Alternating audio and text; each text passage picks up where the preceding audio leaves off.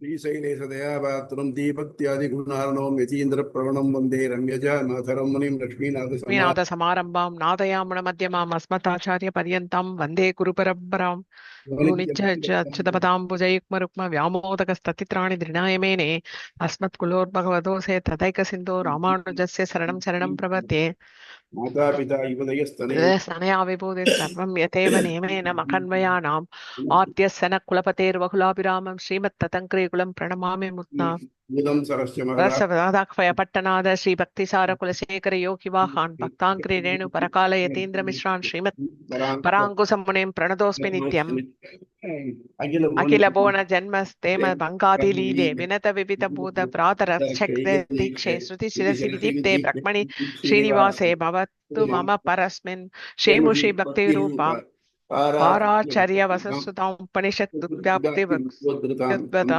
साम्राज्ञि विदीप्न प्राणाप्त संजीवनीं पूर्वाचार्य सुरक्षितां व्याघात दूरस्थिताम् आनीतां तस्याक्षरैः सुमनसो भौम प्रवद्यन्त्यहं तस्मै रामानुजार्याय नमः परमयोगिनी यः सुधिस्मृतिसूत्राणाम् अन्तःस्वरम् असीसमत् என்ன பார்த்தோம்? யாகம் தொடர்புடைய சில நிகழ்ச்சிகளை பார்த்தோம். ஒரு யாகத்துல வச்சு இந்த வேள்விக்கு இடைப்பட்ட நேரத்துல புராணங்கள்லாம் படிக்கணும். அது மனுமொழி அவருடைய கதைகளை சொல்லலாம் அப்படின்னு, அது கீப் தம் எங்கேஜ் அந்த மாதிரி இருந்துச்சு. அதை இந்த உபனிஷத்துல வரைச்ச உண்மையான, அதாவது ஆக்சுவலான பிரம்ம உபதேசத்தை தவிர்த்து சில கதைகள்லாம் வருது. இந்த கதைகளை சேர்த்து படிக்கணுமான்னு கேட்டாங்க, வேண்டாம் அப்படின்ட்டேன்.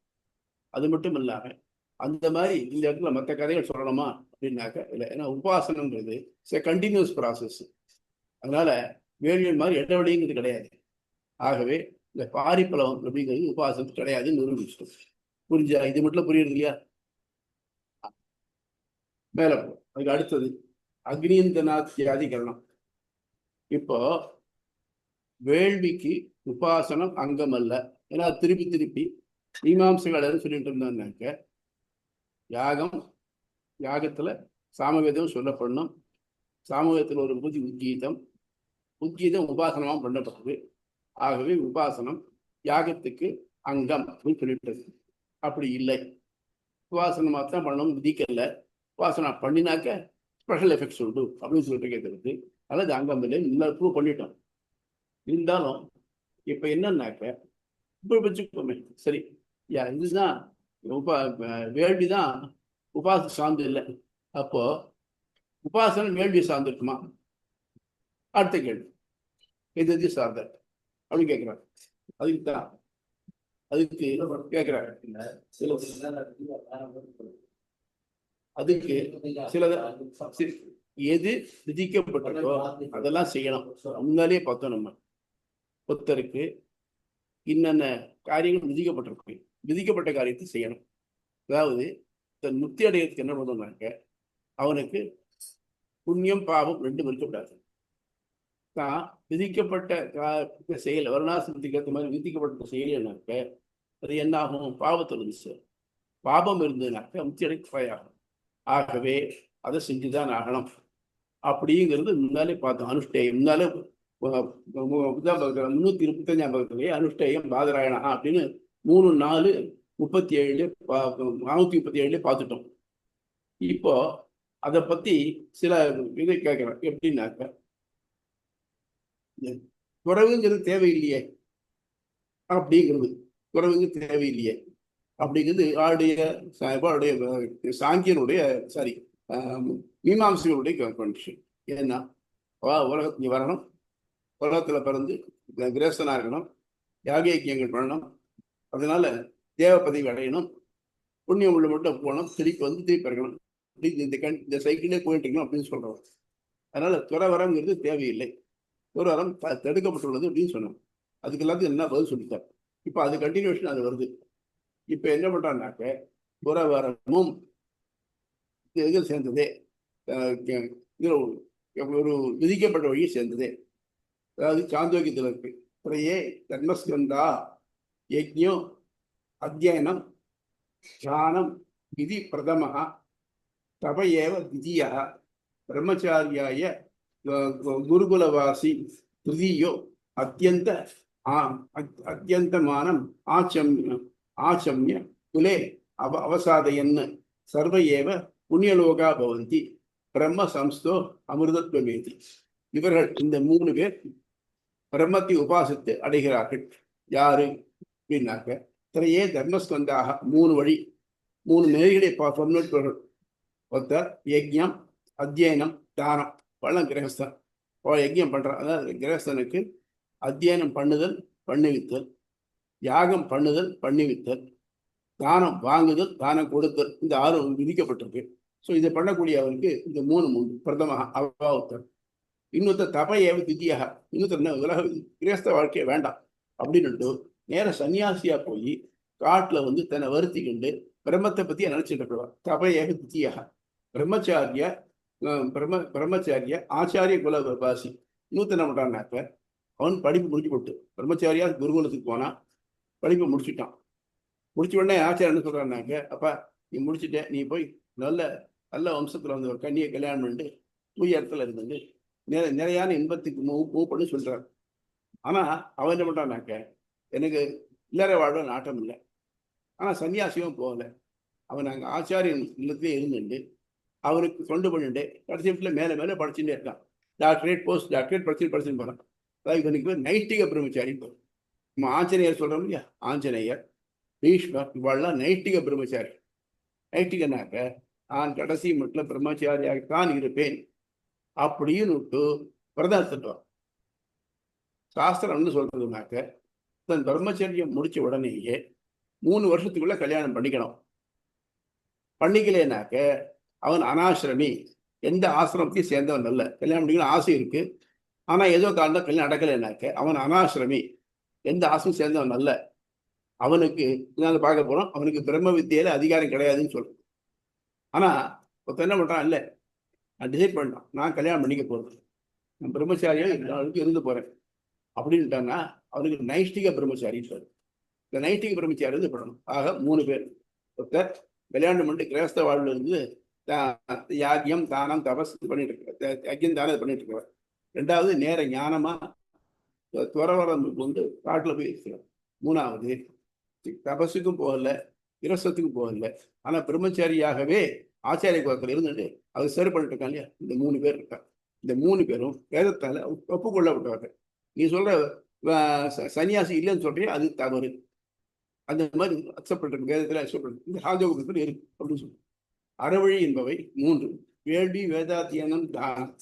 துறவு வாழ்க்கை, குடும்ப வாழ்க்கையை நீத்து தவம் செய்தோம், பிரம்மச்சரியம் கடைபிடித்து ஆசான் குருகுலத்திலே பணிவிடை செய்து காலம் கழித்தது. இவ 3மே முக்தி பெற்று முக்தி பெற்று திரும்பி வர உலகை அடைவிக்கும். இந்த 3 நாளையும் நம்ம போகலாம் சொல்லு. ஆக வேதம் தீனா வரையறைத்திருக்கு நம்ம வாழ்க்கை எப்படி நடத்தணும். அது மட்டும் இல்லாம இத அது என்ன பண்றாங்க, சன்னியாசி தத்திய யுத்தியம் விதுயே க்ஷேமே அரண்யே ஸ்ரத்தா ஸ்ரத்தா தப இத்யுபாசத்தை தே அச்சுஷமாபி சம்பந்தி.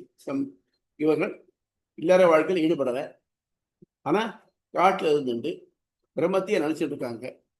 அவர்கள் என்ன பண்றாங்க, அர்ச்சிஷ் மார்க்கத்தை, அர்ச்சிராதிகதியை அடைகிறார்கள். அதாவது நேர சன்னியாச பொருள் அர்ச்சிராதிகதி உண்டு அப்படிங்கிறது. அவற்றை இவ்வாறு அறிந்து காட்டில் சிரத்தைகளுடன் உபாசிக்கிறார்களோ அவர்கள் அர்ச்சிராதிகதியை அடைகிறார்கள். அதுக்கு அடுத்தது 3வது சொல்றேன், எதி சாந்தோ பிரம்மச்சரியம் சாந்தி தத்தே பதம். யாரு பிரம்மச்சரியத்தை காத்து, அதான் மனசை அலைய விடாம குருவுக்கு பண்ணிவிடப்பட்டதையே பண்ணிக்கிட்டு சன்னியாசியம் போகாம கடைசி காலம் மட்டும் பிரம்மச்சாரி கழிக்கிறாளோ அவளும் போய் சேர்ப்பாங்க. ஆக மொத்தம் இந்த 3 பேரும் முக்தி அடைத்து வழி உள்ளவா. அதனால துறவர வாழ்க்கைங்கிறது தடுக்கப்பட்டது அல்ல அப்படின்னு சொல்றேன். புரியுதா? இது எனி டவுட்ஸ்? வெற்றி புரியுது சுவாமி, கிளியரா இருக்கு. உமா உங்களுக்கு புரியுதா? புரியுது சுவாமி, புரியுது. அது இந்த இந்த பிரம்மச்சாரி பத்தி சொன்னீங்கல்ல, எந்த எந்த ஆசிரமமும் இல்லாதவர் அப்படின்னு. இப்ப இப்ப எல்லாம் பாத்தீங்கன்னா நிறைய பேர் எந்த ஆசிரமமும் இல்லாதவங்களாதான் இருக்காங்க. பொம்பளைங்களையும் சரி ஆம்பளைங்களும் சரி, they don't want to marry அப்படின்னு ஒரு பெரிய ஒரு ஒரு இது உருவாருது. அது மட்டும் இல்ல, இன்னொரு ஒரு சுவையான விஷயம் தெரியுமா? மனு என்ன சொல்லிருக்காருன்னாக்க, ஒரு பொண்ணு பெரியவளான உடனே 3 வருஷத்துக்குள்ள அப்பா கல்யாணம் பண்ணி தரலைனாக்க அவள் தன் இஷ்டப்படி யாரை வேணா வச்சு கல்யாணம் பண்ணிக்கலாம் சொல்லு. தெரியுமா? சாஸ்திர சம்மதம் அது. நீங்க அதான் நடந்துருக்கு இப்போ சொல்ல போனாக்க. அதனால கல்யாணம் பண்ணிக்கிறதுங்கிறது என்னமோ இதுக்காக, உடலுக்காக அல்ல. அது நல்ல குழந்தைகளை பெற்று வீட்டுக்கும் நாட்டுக்கும் நல்ல பிரஜைகளை ஒத்து தரும். கல்யாண மந்திரங்கள் பூரா அதான் சொல்றது. அதுதான் நோக்கமே தோணுது. எல்லாம் மாறிடுது. இப்போ எல்லாம் கல்யாணம் பண்ணிக்கிறது லேட் ஆகுது, கல்யாணம் பண்ணிட்டு குழந்தை பெத்துக்க வர மாட்டேங்கிறாங்க அப்படின்னு ஒரு பெரிய கல்ச்சர் ஃபார்ம் ஆயிருக்கு. நீங்க சொல்லும் போதே என்ன சொல்றேன், நல்ல குழந்தைகளை பெற்று அதுக்குதான் கல்யாணம் பண்ணிக்கணும்னு. பட் அது மாதிரி எல்லாம் நிறைய மாறிடுது. பொண்ணுக்கு ஆசீர்வாதம் பண்றச்சு அதான் சொல்றான். இமாம் தொமிந்திரமேட சுபுத்திராம் சுபகாம் குரு தசாஸ்யாம் புத்திராநாதே யுவதி மேகாதசங்கிருதின்னு ஆசீர்வாதம் பண்ணி சொல்றது. இந்த பொண்ணுக்கு இந்திரனை ஒத்த 10 பிள்ளைகள் பிறக்கட்டும். நம்ம பிள்ளைகள்லாம் அப்படி இருந்தாக்க சொல்லுங்க, ஒத்தரும் அவ அந்த ஃபீல்டுல எக்ஸாம்பிளா இருந்தா எப்படி இருக்கும் நமக்கு? நல்லதா இல்லையா? நம்ம அதை நினைக்க மாட்டோம், நெகட்டிவ் சைட மட்டும் தான் நினைக்கிறோம். வளர்க்கறது கஷ்டம், காலேஜ் படிக்கிறது கஷ்டம், செலவழிக்கிறது கஷ்டம் அப்படின்னு நினைக்கிறத தவிர்த்து, ஏன் எத்தனை பிள்ளைகளும் வரட்டும், அவள் நான் தயார் பண்றேன் அப்படிங்கிற ஒரு மனத்தின்மை நம்ம யாருக்கும் கிடையாது. இன்னொன்னு, அவளை வழிநடத்தக்கூடிய தன்மையும் இன்னைக்கு இருக்கிற தந்தைமார்களுக்கு போயிட்டு அது பண்ணாதான் சரியா இருக்கும். என்ன, இவன் தந்தை மகற்காற்றும் சொல் இவன் தந்தை என்னோற்றான், சாரி, தந்தை மகற்காற்றும் சொல் அவையத்து முந்தி இருப்ப செயல். அவன் அந்த மாதிரி அவனை கொண்டு வரணும். இதெல்லாம் இல்லாம எல்லாம் ஒரே நோக்கமா பணம் பணம் பணங்கிறது மட்டும்தான். எதுல சம்பாத்தியம் நிறைய வருமோ அதை மட்டும்தான் நோக்கமா போறதுனால தான் இதெல்லாம் வருது. அதனால மற்ற எல்லாம், அதாவது குடும்ப வாழ்வு, அங்க இருக்கக்கூடிய ஒரு நைசட்டி, ஒரு ஒரு ஒருத்தருக்கு விட்டு கொடுத்து போகக்கூடிய அது பண்ணக்கூடிய எண்ணம் அதெல்லாம் போயிடுறது. அப்ப என்னாச்சு, திருப்பி திருப்பி பணத்துல தான் நோக்கம் போறதுனால எல்லாரும் கமர்ஷியல் பாயிண்ட் ஆஃப் லைஃபை ஒரு கமர்ஷியல் பாயிண்ட் ஆஃப் ஆகணும். அதனாலதான் இன்னைக்கு இருக்க நடக்குது. புரியுதா? ஆக 3 வழி. என்ன 3 வழின்னாக்க, இன்னும் கிரகஸ்தனாகி யாகயக்கியங்கள் பண்ணிட்டு தானம் வகைரா கொடுத்துட்டு இருக்கக்கூடியது ஒன்றும். 2வது, கல்யாணமே பண்ணிக்காம துறவியா போறது. 3வது, கல்யாணம் பண்ணிக்கல துறவியாவும் போல, ஆனால் குருகுலத்திலேயே இருந்துட்டு அவருக்கு குரு பணிவிட பண்ணிட்டு பிரம்மச்சரியத்தை காத்துட்டு கடைசி வீட்டில் இருக்கு. இது 3 வழி. இந்த 3 பேருக்குமே அவ உபாசனத்தினால முக்தி அடைய முடியும் அப்படின்னு வேறு பேர். இது புரியுதா? புக்குக்கு போவோம்.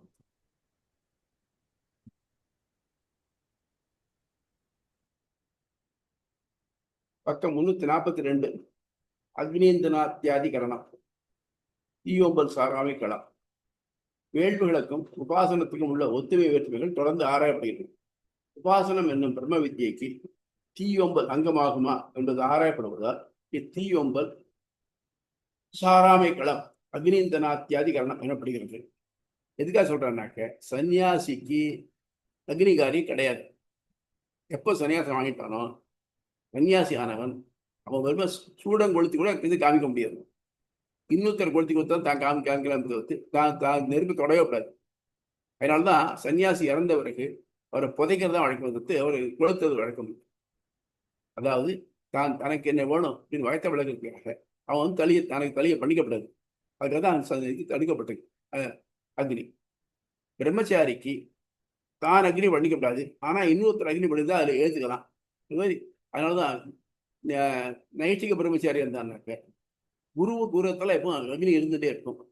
அந்த அக்னி அவன் சமிதாதான வகைராக்கள் பண்ணிட்டு அந்த அக்னிகாரத்தை பார்த்துட்டு இருக்கலாம், அவ்வளவுதான். ஆனா கிரகஸ்தன் கல்யாணம் பண்ணிட்டு அவனுக்கு ஒரு குழந்தை, அதுவும் பிள்ளை குழந்தையா பத்திரணும், அவன் தலை நரைக்காம இருக்கணும். கிருஷ்ண கேசகா ஜீவபுத்திரகாங்கிறது. அப்போ அக்னி ஆதானம்னு ஒரு சடங்கு இருக்கு. எப்படி உபநயனம்னு ஒரு சடங்கு இருக்கு, அந்த மாதிரி அக்னி ஆதானம் ஒரு சடங்கு இருக்கு. இந்த சடங்கை பண்ணிட்டான்னாக்க அவன் யாகம் பண்ணி வைக்க தகுதி உடையவனாக. இந்த மாதிரி பண்ணிண்டு தானும் யாகம் பண்ணிண்டு மற்ற பேருக்கு யாகம் பண்ணி வச்சுட்டு அவன் இருக்கணும் அப்படின்னு விதிக்கிறது. புரியுதா? ரைட். போகிறோம். இக்களத்தில் ஆராயப்படும் கருப்பொருள் வேள்விக்கு உபாசனம் அங்கமாகாது என்பது என்ன முன்பே அறுதியிடப்பட்டுள்ளது. ஆயின் உபாசகர்களுக்கு வேள்வி அங்கமாகலாம் என்பது நிறுவப்பட்டது. அப்ப என்னாச்சுனாக்க, சரி சுவாமி, வேள்வி யாகத்துக்கு தான் உபாசனம் அங்கமாகுதுன்றீங்க, உபாசனத்துக்கு யாகம் அங்கமாகுமா அப்படின்னாக்க, இப்ப சன்னியாசிக்கு வேள்வி கிடையாது, பிரம்மச்சாரிக்கு வேள்வி வந்து ஆப்ஷனல் தானே. அப்ப ஆக மொத்தம் உபாசனத்துக்கு வேள்வி அங்கமாகணும் கண்டிஷன் இல்லை. ஆனால் கிரகஸ்தனுக்கு அவன் வேள்வியை பண்ணித்தானே ஆகணுங்கிறதுனால அது அங்கமா ஆகலாம் அப்படிங்கிறது அடுத்த இதுல அதை பத்தி டீல் சொல்லப்பட்ட. துறவிகளுக்கு தீயோம்பல் இல்லை, ஆயினும் அவர்களும் உபாசனம் செய்ய தகுதியானவர்கள் என்பது நிறுவப்பட்டது. அந்நிலை தீயோம்பலை அங்கமாக கொள்ளாதபடியால் உபாசனம் ஏற்பட இயலாது என்ற கருத்து முன்வைக்கப்பட அக்கருத்து ஆராய்ந்து மடிக்கப்படுகிறது. உடனே சொன்னா, எப்ப சடங்கிகளுக்கு உபாசனம் அங்கம் இல்லைன்னு சொல்லியோ அப்போ உபாசனத்துக்கு வேள்வி அங்கமாகும். அப்ப என்ன பண்ணணும்? அவன் என்ன பண்ணியானோ, உபாசனம் பண்ணினாலும் அவன் யாகம் பண்ணியாகணும். ஏன்னா இது யாகத்தை இன்சிஸ்ட் பண்றான், தேவையில்லை. அதான் சொல்ற, தேவையில்லை.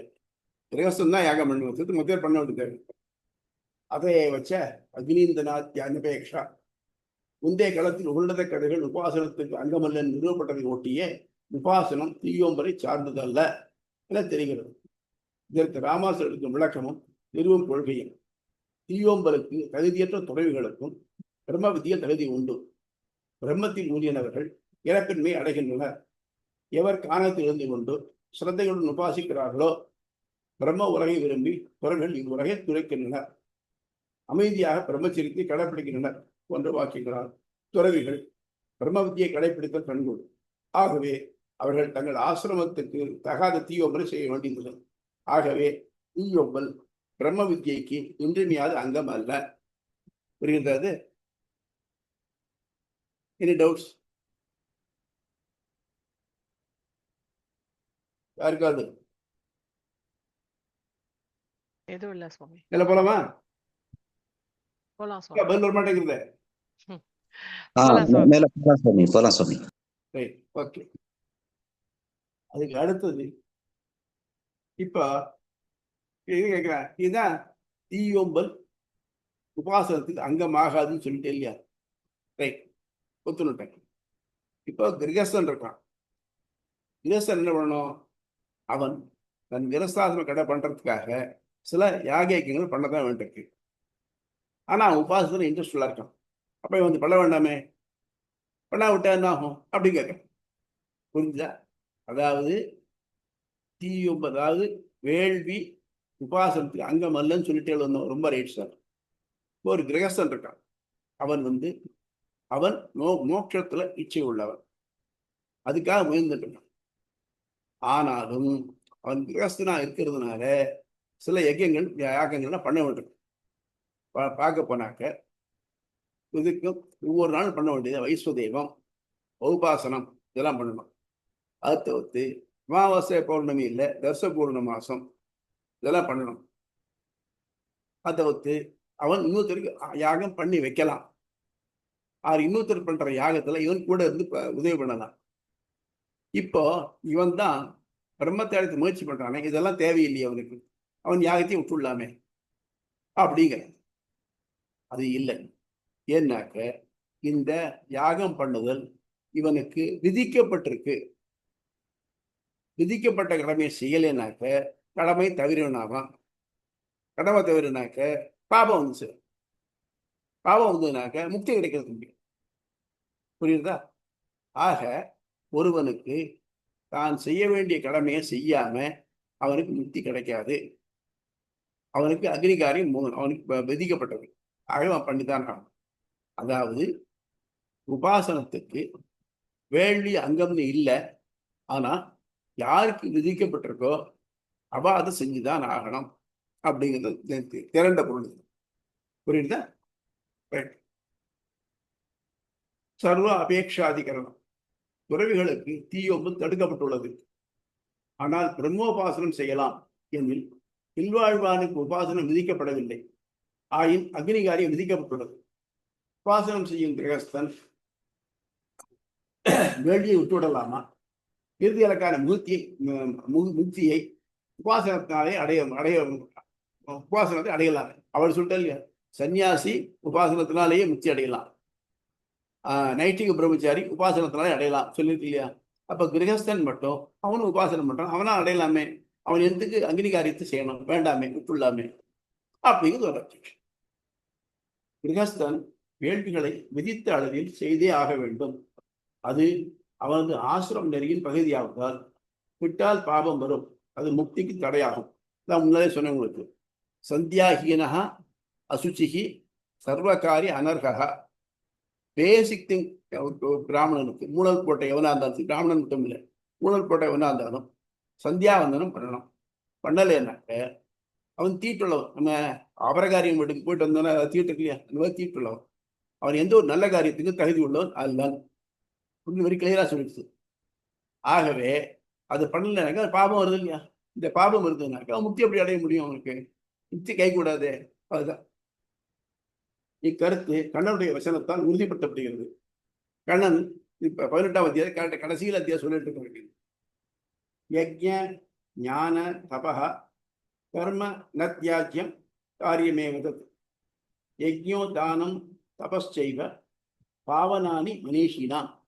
யஜ்ஞத்தையும் தானத்தையும் வைத்திய கர்மாக்கள் செய்ய வேண்டியதையும் விடத்தக்கவை அல்ல. இவைகள் மக்களை புனிதமாக்குகின்றன. இதெல்லாம் பாவனம் பண்ணுறது, ஒருவனை புனிதமாக்கு. இதைத்தான் சொல்றச்சே,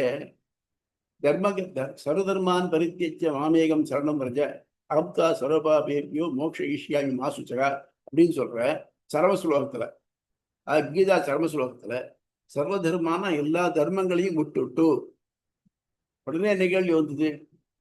சர்வதர்மான உலகத்துல உண்மை சொல்லணும், சொல்லக்கூடாது, இருக்கக்கூடாது, இதை விட்டுலாமா அப்படின்னு கேட்டாக்க இதனால வேண்டா கேட்கக்கூடாது. சர்வதர்மான்னு சொன்னாக்க இங்க பேச்சு கூட ஒருத்தருக்கு மோட்சம் அடையிறதுக்கான பேச்சு. அதுக்கு என்ன இருக்கு? கர்ம ஞான பக்தி யோகம். இதை சொன்னார், வரிஞ்சு 17 அத்தியாயம் சொல்லியாச்சு. சொன்னதுக்கு அப்புறம் பார்த்தாகணும் அர்ஜுனுடைய முகம் விளக்கணம் குடிச்ச மாதிரி இருந்தது.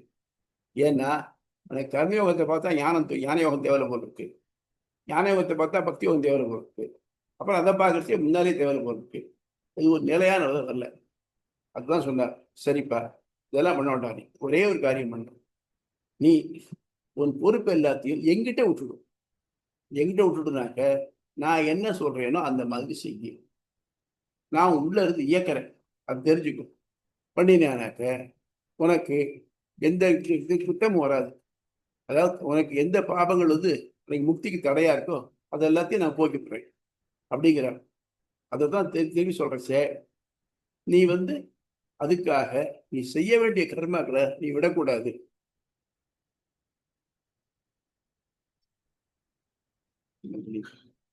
செய்ய வேண்டிய கர்மாக்களை விடக்கூடாது அப்படின்னு சொல்றாங்க. அதான் வேள்வி தானம் வைத்திய கர்மாக்கள் செய்ய வேண்டிய என்று விடத்தக்கவை அல்ல. இவைகள் மக்களை புனிதமாக்குகின்றன. அடுத்தது அதே மாதிரி எத பிரவருத்தி பூதானம் ஏன சர்வம் இதம் ததம் சர்வகர்மனா தம சித்தி விந்ததி மாணவகா. இந்த பரமாத்மா விடமிருந்து இந்த படங்களை இந்த பண்டங்களை அடைந்தும் தோற்றியும் வியாபிக்கப்பட்டுள்ளவோ அவனை தனக்கு விதிக்கப்பட்ட வர்ணாசிரம கர்மத்தாலேயே மகிழ்வித்து முக்தி அடைகிறான். என்ன பண்ணணும்? பரமாத்மாவை உலகத்தை புறப்படுத்து, அவன் தான் சட்டத்தெல்லாம் ஏற்றி வச்சான். அப்போ முக்தி எப்ப கிடைக்கும்? அவன் சந்தோஷப்பட கிடைக்கும்.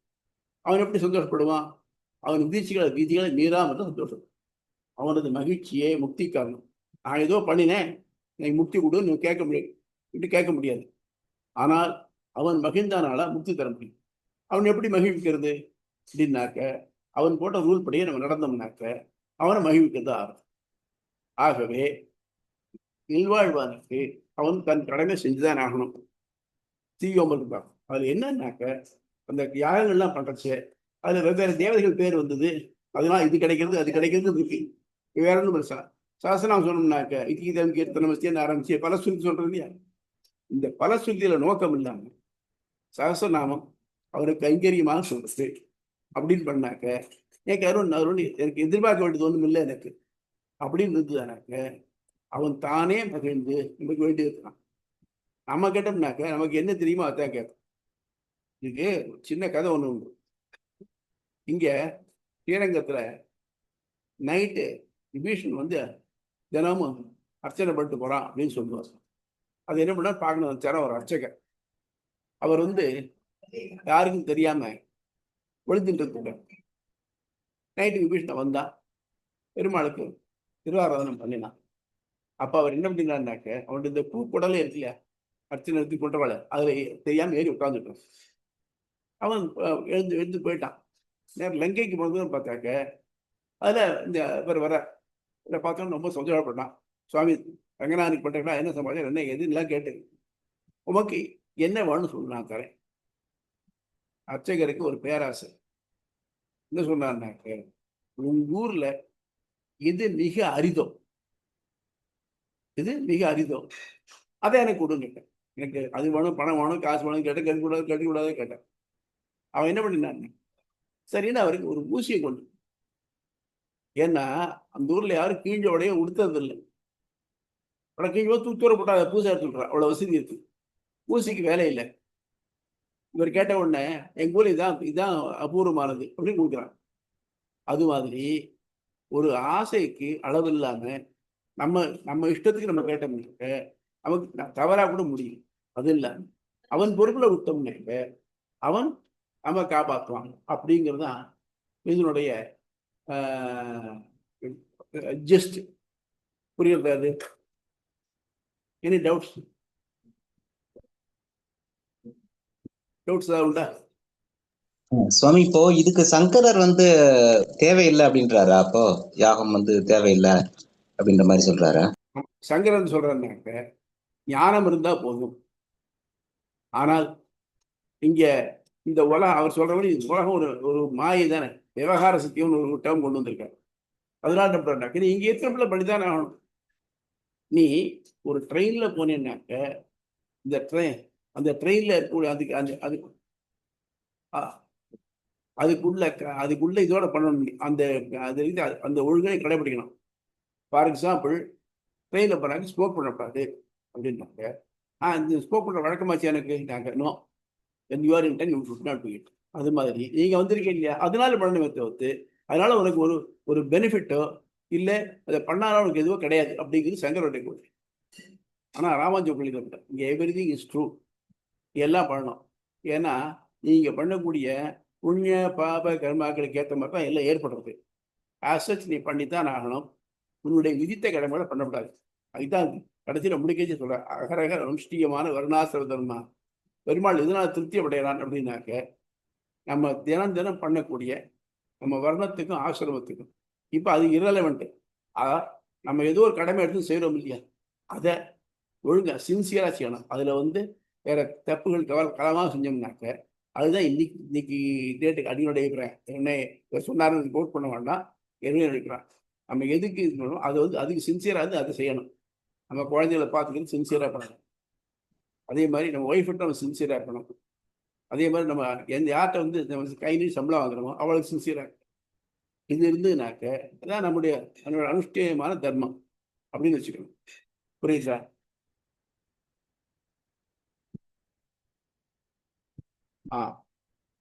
பேஜ் 344, சர்வ அபேட்சாதிகரணம். தீயோம்பரை சார்ந்துள்ளமை களம். உபாசனம் குறைவுகளுக்கு தீயோம்பரை சார்ந்ததல்ல என முந்தைய காலத்தில் நிறுவப்பட்டது. இதில் அக்கொள்கை மறுத்து வாதிடப்படுகிறது. தீயோம்பர் அங்கமல்ல எனில் இல்வாழ்வானும் தீயோம்பரை விட்டு பிரம்மோபாசனத்தை கை கொள்ளலாமே. ஏன் சார், அதான் அங்கமல்னு சொல்லிட்டு அப்புறம் ஏன் திருப்பி அது இது பண்றீங்க, வேண்டாமே அப்படிங்கிற ஆராயப்படுவதால் இக்கரணம் தீயோம்பரை சார்ந்துள்ளமை களம் சர்வ அபேட்சாதி கரணம் எனப்படுகிறது. இதில் முன்வைக்கப்படும் சார்ந்ததல்ல என்னும் வாதம் பிரம்ம வித்தியை இறப்பில்லா உலகை பெற்றுத்தர வல்லது. அதை தீயோம்பர துறவிகளும் செய்து பலனடையலாம்.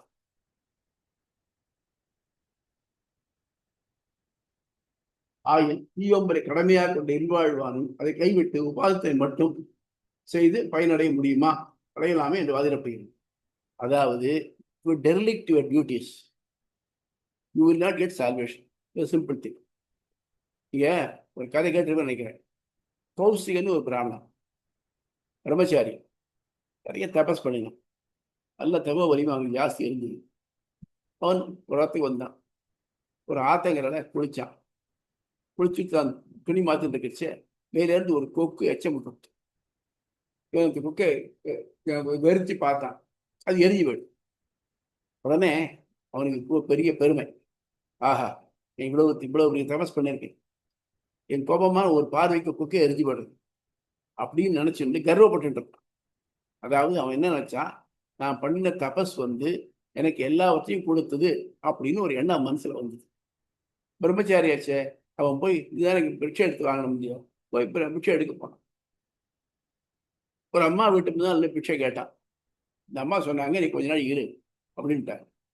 வச்சுட்டு நான் புருஷனுக்கு செய்ய வேண்டிய கடமைகள் எல்லாத்தையும் செஞ்சுவிட்டு அப்புறம் கொஞ்ச நாள் லேட்டாக வந்து எனக்கு கோபம் வந்துவிட்டு, என்ன காக்க வச்சுட்டு இப்படி பண்றாளே அப்படின்னு கோபம் வந்த உடனே அவன் என்ன பண்ணான்னாக்க ஒரு முறைச்சு பார்த்தான். பார்த்த உடனே அவன் சொன்னான், நீ என்ன கொக்குன்னு நினைச்சியா, நீ என்ன கொக்குன்னு நினைச்சியா அப்படின்னு தூக்கி வாரி போட்டது. எப்படிப்பா, நான் எங்கேயோ அங்க ஆத்தங்கரையிலே குளக்கரையில பண்ணிருந்து இவளுக்கு எப்படி தெரியும் அப்படின்னு சொன்னா, உனக்கு ஒன்றும் பெரிய காரியம் இல்லை, நீ செஞ்ச ஒன்றும் பெரிய காரியம் இல்லை, இவன் தாய் தப்பனாக்க வரைக்கும் விட்டு இங்கே வந்திருக்கல, அது குணத்தனம் கொடுத்தா என்ன பண்ணான்னாக்க, உனக்கு இதுக்கு மேலே தெரியணும்னாக்க நீ போய் இந்த தர்மவியாதர்னு ஒருத்தருக்கார், அவரை போய் கேளு. உடனே அவன் நினைச்சான், ஆஹா உங்க மேல் நல்லா இது கதி தெரிகிறது. அந்த அந்த அந்த ஊருக்கு போய் இந்த தர்மவியாதர் விசாரிச்சுன்னு போனான். இந்த தர்மவியாதர்ங்கிறவர்னா கசாப் கிடக்கார். போன உடனே பார்த்தாரு, ஓ அந்த அம்மா அனுப்பிச்சாங்களா, உட்காருங்க, உட்கார வச்சுட்டான். அவர் முன்னாலேயே மாம்சத்தை வெட்டி வித்து எல்லாம் பண்ணிட்டு இருக்கான். ரொம்ப சங்கடமா இருந்தது. போயும் இவன்கிட்ட போய் நான் தர்மசாஸ்திரம் கேட்கணும் அப்படின்ட்டு அவனுக்கு இதாக இருந்தது. எல்லாம் முடிச்சதுக்கப்புறம் கொஞ்சம் இருங்க, தாயத்துக்கு நான் கழிச்சுக்கிறேன். அவங்க கொஞ்சம் வசதி, அதாவது வயசானவங்க, அவளால் முடியல, அவளுக்கு வேண்டியது எல்லாத்தையும் பண்ணிவிட்டு அப்புறம் இங்கே என்ன விஷயம் என்னன்னு கேட்டேன். அப்போ இவனுக்கே பாதி வழங்கிடுது. அதாவது நான் பிரம்மச்சாரி, என் தாயத்துக்கு நான் விட்டுட்டு தபஸ் பண்ணுறேன்னு வந்துட்டேன், அவளுக்கு தொண்டு பண்ணாங்க. ஆக நான் பண்ண தபஸ் இந்த உலகிலுக்கு இந்த கொக்கை எரிக்கிறதுக்கு தான் உபயோகமா இருக்கலாமே தவிர்த்து அது எனக்கு மோட்சம் தர தகுதி இல்லை. ஆகவே நான் என்ன பண்ணணும்னாக்க என் கடமையை நான் ஒழுங்கா செய்யணும். ஆகவே எவனுக்கு கடமை விதிக்கப்பட்டிருக்கோ அந்த கடமையை செய்யாதவனுக்கு அவன் என்னதான் தபஸ் பண்ணாலும் என்ன உபாசனம் பண்ணினாலும் இந்த உபாசனம் வெற்றி கிடைக்காது. அது மட்டும் இல்லாம ஒரு கிரேஸ்தன் சன்னியாசம் வாங்கிக்கிடணும்னாக்க தனக்கு உள்ள எல்லா கடமையும் செஞ்சு முடிச்சுட்டு தான் பண்ணணும். குழந்தைகளுக்கெல்லாம் அதை வழி பண்ணிவிட்டு, மனைவிக்கு போகிறதுக்கு வழி பண்ணிவிட்டு அப்புறம் தான் பண்ணணும். தன் இஷ்டத்துக்கு நான் நினைச்சேன்னாக்க சரி நாளை வாத்தியார்கிட்ட கோச்சிடணும்னாக்க நான் சன்னியாசம் இன்னு போகிறது. ஆகவே கடமையை மறந்தவனுக்கு மோட்சம் கிடையாது அப்படிங்கிறது எனக்கு முக்கியமான. இக்களத்தின் சூத்திரமும் பொருளும் சர்வ அபேட்சாச்ச யஜ்ஞாதி ஸ்ருதேகே அஸ்வபது. இப்போ இந்த காலத்துல ஒரு இடத்துல இன்னொரு இடத்துக்கு போனோம்னா என்ன பண்ணணும், குதிரையில ஏறி போவாங்க. அஸ்தமா குதிரையில போயிடலாம். இங்க ஏலேருந்து பிக்கு ஏது குதிரை தான் கொண்டு போறது. ஆனா குதிரை மட்டும் இருந்தா போதுமா, அதுக்கு மேல தியானம் வேணும், கழிவாளம் வேணும், அதெல்லாம் இருந்தா தான் முடியும். நம்ம கார் எடுத்துக்கோங்க, அது குதிரை புரியலாக்கு இது புரியும். நம்ம காரை எனர்ஜைஸ் பண்றது அது என்ஜின் தான். என்ஜினை மட்டும் தனியா கொடுத்தாக்க அது போயிடுமா? என்ஜின் இருக்கணும், அது இயக்கத்துக்கான கண்ட்ரோல்ஸ் நம்ம கையில் இருக்கணும், அது மட்டும் நம்ம உட்கார்ந்து போறதுக்கான வசதி இருக்கணும், அதை நிறுத்துறதுக்கு வழி எடுக்கணும், இவ்வளவுலாம் பண்ணணும். முதல்ல பிரேக்கை டிசைன் பண்ணிட்டு அப்புறம் இன்ஜினியர் டிசைன் பண்ணணும். அந்த மாதிரி இந்த எல்லாம் பண்ணுறச்சு முக்கியமான பகுதியாக இருந்தாலும் அதுதான் செய்யறதா இருந்தாலும் அதுக்கு சில அங்கங்கள் வேண்டியிருக்கு. அது மாதிரி ஒருத்தன் உபாசனம் பண்ணி பிரம்மத்தை அடையணும் இருந்தாலும் அவனது வர்ண ஆசிரம கடமைகளை ஒழுங்கா செய்யணும். தீயோம்பலை தன் ஆசிரம கடையாக கொண்டு இல்வாழ்வானுக்கு அதை சார்ந்தே பிரம்மோபாசனம் அமைகிறது. குதிரை தியானத்தை சார்ந்திருப்பது போல இதற்கு ராமாந்தரும் விளக்கவும் நிறுவும் கொள்கிறேன். பிரம்ம வித்யைக்கு தத்தம் ஆசிரம கடமைகள் தகுதிப்படுத்தும் சிலங்காய் அமைந்துள்ளன. இல்வாழ்வானுக்கு தீயோம்பல் ஒரு முக்கியமான கடமை. ஆகவே அவன் அதை ஒரு பொழுது விடக்கூடாது. பிரம்மத்தை வேள்விகள் கொண்ட வேள்விகள் கொடை தவம் உபவாசம் முதலியவற்றை அடைய முயல்கின்றன. வேத வாக்கு வந்து ஒரு உறுதிப்படுத்துகிறது. யாரால சன்னியாசம் போக முடியாதோ அவ கிரேசனம், யாரால கல்யாணம் பண்ணிக்காம இருக்க முடியாதோ அவ பயிற்சி சேர் இருக்கிறது இல்லை. அந்த மாதிரி அது நீயாகிறாய் இந்த சொற்பொருள் எழுதி போல இருந்து இடைவிடாது மனத்திருத்தி தியானிப்பதால் பிரம்மம் மனக்கண்ணு புனலாகிறது.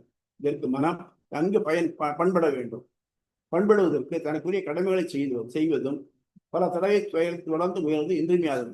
இப்போ நம்ம மனசை வந்து ஒரு முறைப்படுத்தினா என்ன பண்ணணும்? ஒரே நாள்ல நம்ம யாராலே பண்ண முடியுமா?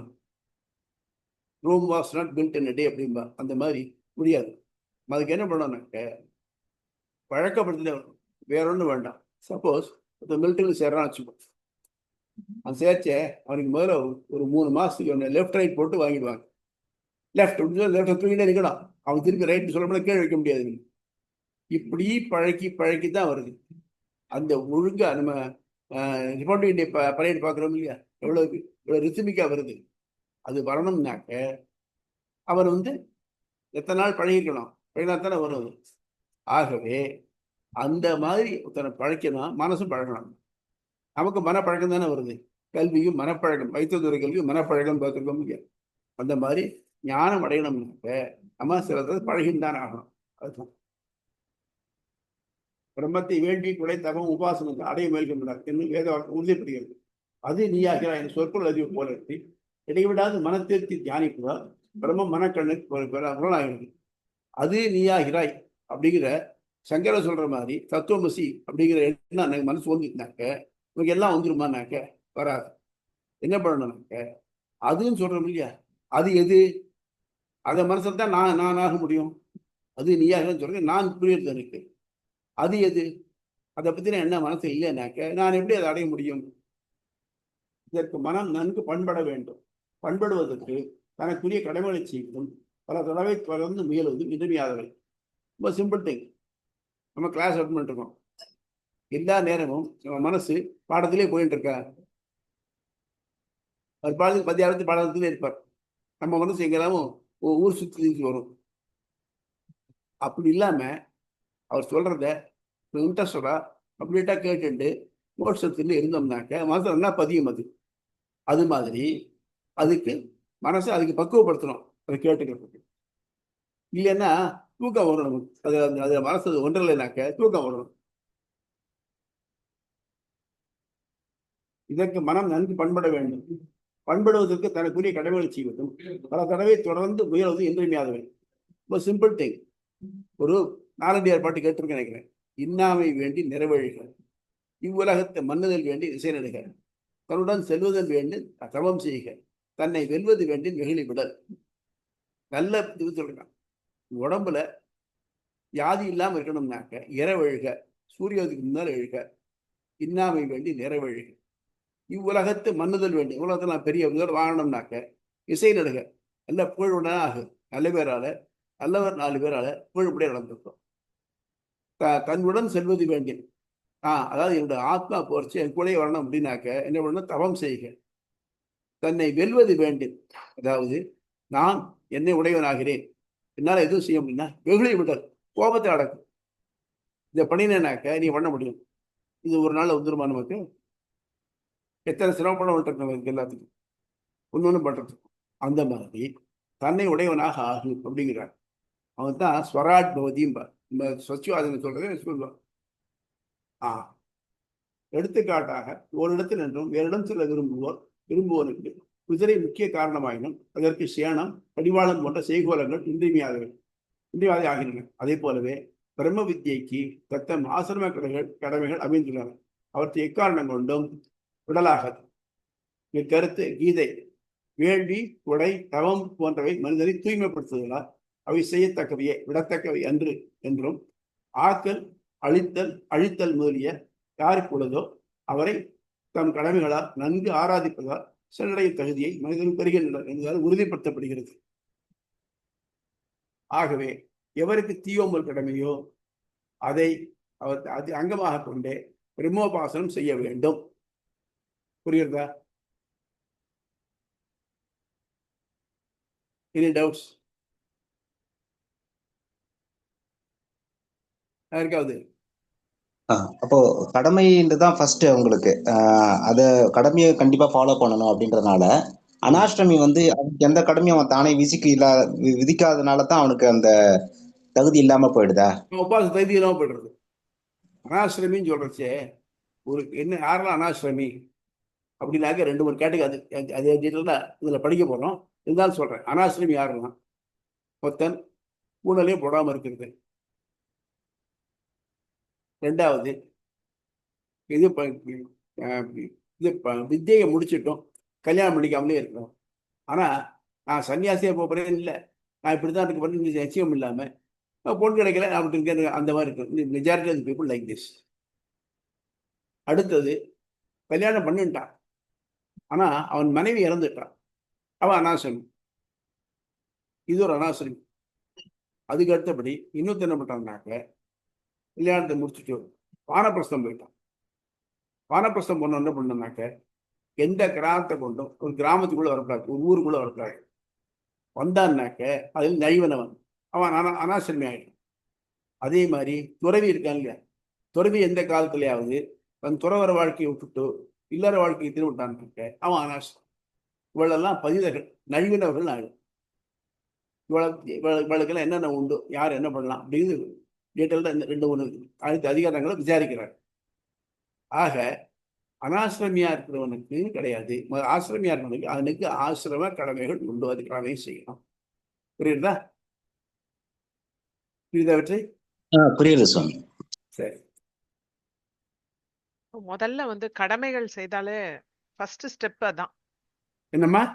எஸ், ஃபர்ஸ்ட் ஸ்டெப் உனக்கு விதிக்கப்பட்ட கடமையை சின்சியரா பண்ணணும்.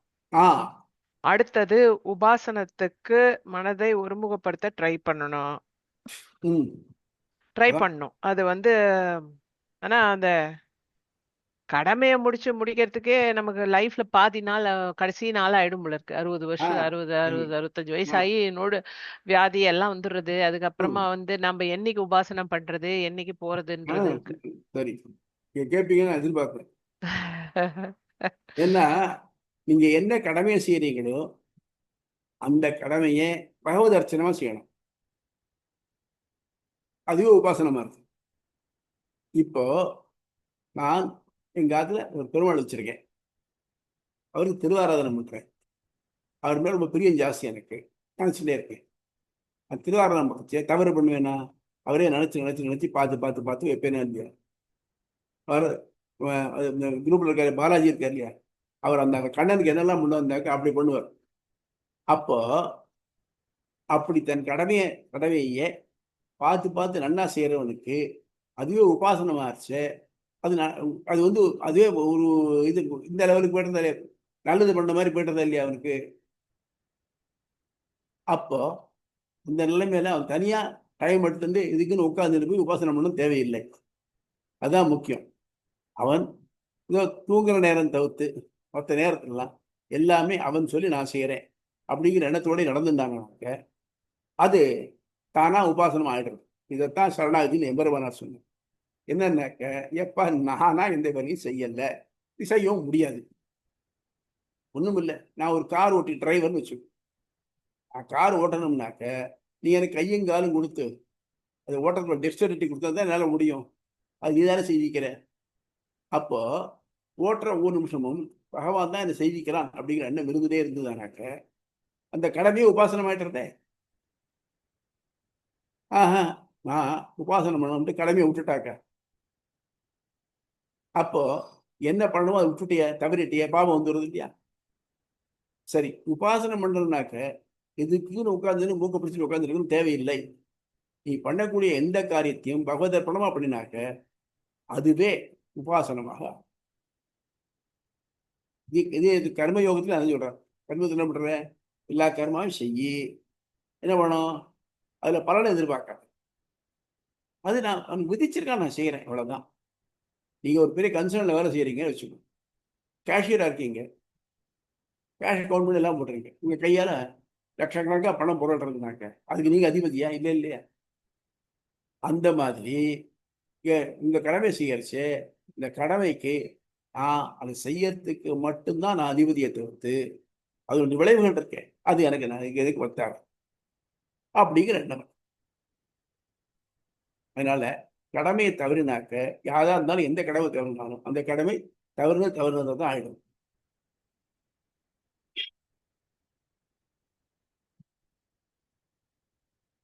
அப்புறம் அடுத்து புக்குக்கு போகலாம். பேஜ் 345 சமதமாத்திய அதிகரணம்.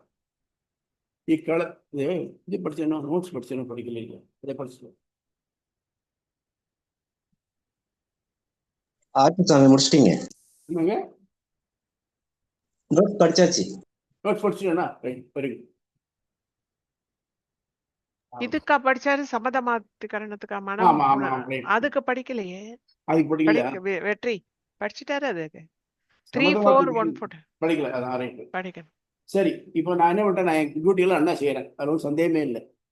ஆனா எரிச்சப்பட்டு செய்யறேன்னு வச்சுக்கோ, ரொம்ப நல்லவர் சார், இல்லைங்கல்ல, எல்லாம் டியூட்டி இப்போ கரெக்டாக வாங்கக்கூடியவர், அவரை விட்டு ஆள் இல்லை. ஆனா எப்போ எரிஞ்சு விழுந்தே இருந்தான்னு வச்சுக்கோ, என்ன பிரயோஜனம் அதில்? அது மட்டும் இல்லாம டியூட்டி செய்யறச்சே அழுத்துக்கிட்டே செஞ்சாக்க இது சரியில்லை இல்லையா? அதுதான். ஆக கடமையை செஞ்சாக்க மற்ற எல்லாத்தையும் வேணும். அதுக்கு வேற என்ன வேணும் அங்கங்கள் அப்படின்னாக்க அதான் சொல்றாங்க. தீயோம்பல் என்பதை ஆராய்ந்த பிறகு மற்ற அங்கங்களை மன புலன் அடக்கங்கள் விவாதிக்கப்படுகின்றன. வேள்விகள் சிவ தேவதைகளை குறித்து மன ஒருமைப்பாட்டுடன் செய்ய வேண்டியதை அவை இவ்வுலக வாழ்விற்கு தேவையான சில புலன் அனுபவங்களை குறிக்கோளாக கொண்டவை. ஃபார் எக்ஸாம்பிள் சந்தியானம் பண்ற பஸ்யேமா சரதசதம் ஜீவேமா சரதசதம்னு சூரியனை பார்த்து சொல்லணும். யார்கிட்ட? சூரியன்கிட்ட கேட்குறோம் நம்ம. நான் ஒன்று பார்க்குறேன், 100 வருஷம் பார்க்குறோம், நான் 100 வருஷம் வாழணும் அப்படின்னு கேட்குறோம். நீ சுப்ரீம் காட் உபாசனம் பண்ற இந்த தேவதைகள் தேவையா? இதுதான் கேள்வி. நீ இந்த கடமை பண்ணித்தானாங்களே, விடப்படாது. சரி, நான் பண்றேன், பண்ணினாக்க நீ உபாசனம் பண்ற ஒரு தேவதைக்கு அது நழுவி போயிடுறத அப்படிங்கிறது கேட்கறது வருது. அவை இவ்வுலக வாழ்க்கைக்கு தேவையான சில புலன் அனுபவங்களை குறிக்கோளாக கொண்டவை. அந்நிலையில் வேள்விலை செய்து கொண்டு மன ஒருமைப்பாட்டுடன் இருப்பது எப்படி முடியும்? நீ கேட்டீங்களா, கிட்ட தான். நான் என்னுடைய வேள்வியை செஞ்சுக்கிறேன், ஆனா மன ஒருமைப்பாடு இருக்கணும், அது வேள்வியில பலன் இது இல்லாமல் எதிர்பார்க்காம இருக்கணும், அது எப்படி முடியும் சொல்றது? இந்த இதில் உத்தம் பண்ணணும். அக்னே ஸ்வாஹா, அக்னே சுஷ்டகிருதே ஸ்வாஹா, அக்னே ஸ்வாஹா, அக்னே சுஷ்டகிருதே, அக்னே சூர்யாய ஸ்வாஹான்னு சொல்றது.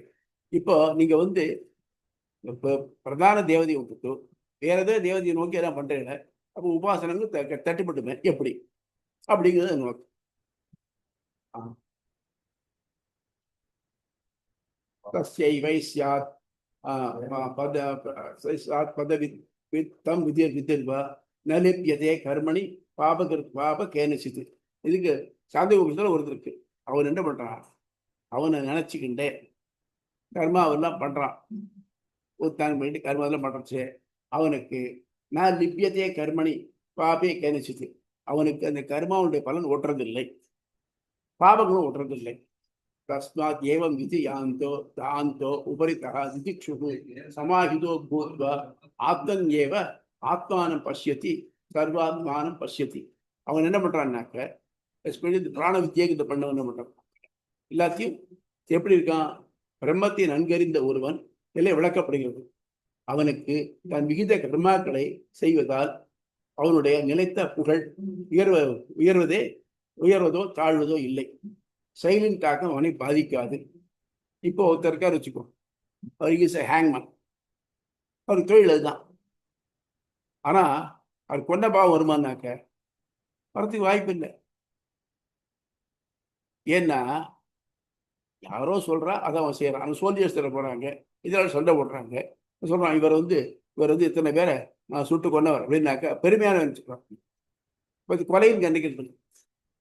அந்த மாதிரி தன்னுடைய கடமைக்கு ஏற்ற மாதிரி எதை பண்றீங்க, அது பெருமையாக கருதப்படுகிறது, சிறுமியாக ஆகாது. அதனால் அப்படி எப்படி பண்ணணும்னாக்க அது தன் காரியம் செய்யறது, தன் கடமை எப்படி செய்யணும் அப்படிங்கிறாங்க. அதனால் அமைதியாக தன்னை நிலைப்படுத்தி தூய மனத்தால் பொறுமையாக தன் மனத்தை கட்டுப்படுத்தி தன் ஆத்மாவில் எல்லா ஆத்மாவிலும் எல்லா ஆத்மாவிலும் நிறைந்துள்ள பரமாத்மாவை காண்கிறான். அப்படி பண்ணினாக்க தான் தன்னுக்கிட்டேயே பரமாத்மா இருக்கிறத உணர்றான். எவன் ஒருவன் தன் கடமையை ஒழுங்கா செஞ்சுட்டு, அது மட்டும் இல்லாம இந்த கடமையை செய்யறது நேரத்தில் சமதமாதி குணங்களை யார்ட்டையும் வள்ளு விழாம, யார்ட்டையும் குறைஞ்சிக்காம எல்லாம் பண்றான்னாக்க அவனுக்கு அவனுடைய ஆத்மாவிலேயே பரமாத்மா அவன் காண முடியும் அப்படிங்கிற இந்த வேத வாக்கியம். புரியுறதா? வெற்றி? புரியுது சுவாமி. இந்த சமதமாதி குணங்கள் இந்த முதல்ல பார்த்தது தானே, ஃபர்ஸ்ட் அத்தியாயத்திலே பார்த்த அந்த குணங்கள் தான் இல்லையா? அது பார்த்ததுதான் முதல்லயே பார்த்ததுதான். அதாவது இப்ப என்ன பண்றாருனாக்க உபாசனைக்கு அங்கங்கள்லாம் வேணும். அங்கங்கள் வேணும்னு சொல்றது என்னன்னாக்க இதெல்லாம் வெறும் நான் உபாசனை பண்ணிட்டு இருக்கேன், உலகத்தை பத்தி நான் கவலையப்படல, நான் மட்டும் மூலையில் உட்காந்து நான் உபாசனை பண்ணிட்டேன்னா அது பலனா இருக்காது. உன் கடமையை விடக்கூடாது. அது மட்டும் இல்லாம சரி கடமை செய்யலைனாக்க வேண்டாம் இருப்பா என் கடமை செஞ்சுடுறேன் அப்படின்னு அதுவும் காணாது. என்ன பண்ணணும்? அது விருப்பத்தோட அது பகவத் ஆராதனமாக அப்படி சம்பந்தமாக மட்டும் செய்யணும். இதெல்லாம் இது பண்றது. புரியுதா? இதுவே ஒரு உபாசனை மாதிரி இருக்கே சுவாமி. அதான் அவர் தான் சொல்றார். நீ உன் கடமைய இந்த கண்ட்ரோல் பண்ணினாக்க இதுதான் உபாசனை. இதுவே இல்லை, இதுதான் உபாசனை. எங்க கிட்ட ரோனியோ ஆப்ரேட்டர்னு சொல்லுவா. முன்னால ஜெராக்ஸ் எல்லாம் கிடையாது, ஒரு சென்சில் டைப் பண்ணி அதை சுற்றுவாங்க. பார்த்துருப்பீங்கன்னு நினைக்கிறேன், தெரிஞ்சுக்கலாம். அவர் எப்போ அதாவது 10 நிமிஷத்துக்கு வருவார். ரெங்கநாதன் செயல் அப்படின்னு இருப்பார். எந்த காரியம் செஞ்சாலும் சரி ரெங்கநாதன் செயல் அப்படிம்பார். அந்த மாதிரி நம்ம பண்ணக்கூடிய எல்லா காரியமும் அவனுக்காக அப்படின்னு இருந்தோம்னாக்க நம்ம அந்த காரியத்தை நன்னாவும் செய்வோம், நமக்கு வேற கோபதாபங்களும் வராது. இருக்கும். சரியா? சரி சுவாமி, சரி சுவாமி. நீ பண்ணி பாருங்க சுவாமி. ஆமா சொல்லுங்கம்மா. சரி சுவாமி, ஆனா இவ்வளவு டைம் வேஸ்ட் பண்ணிட்டோம். இதெல்லாம் தெரியல.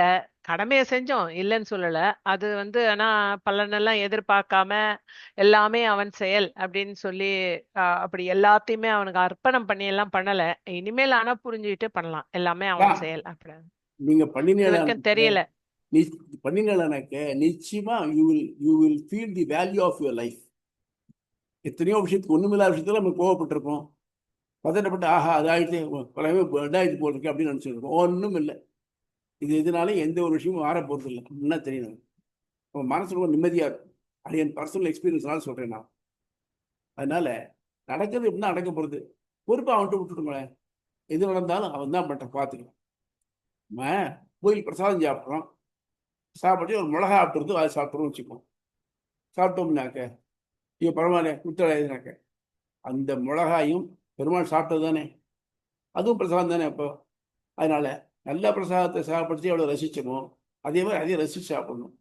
அட்லீஸ்ட் ரசிக்கலைன்னா கூட அட்லீஸ்ட் அதெல்லாம் அதை வருத்தப்படாமல் இருக்கும். அப்படி இருந்தோம்னாக்க அவங்க லைஃப்ல எதுவுமே வராது. எது நம்மகிட்ட போயிட்டுறது சொல்ல போனால் நத்திங். அப்போதான் தெரியும் நீ என்ன கொண்டு வந்தே கொண்டு போகுதுன்னு. அப்போதான் ஃபீல் பண்ணுவோம்.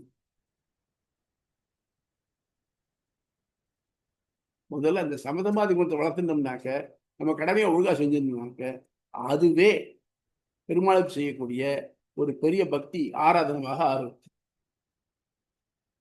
புரியுதா? போலாமா?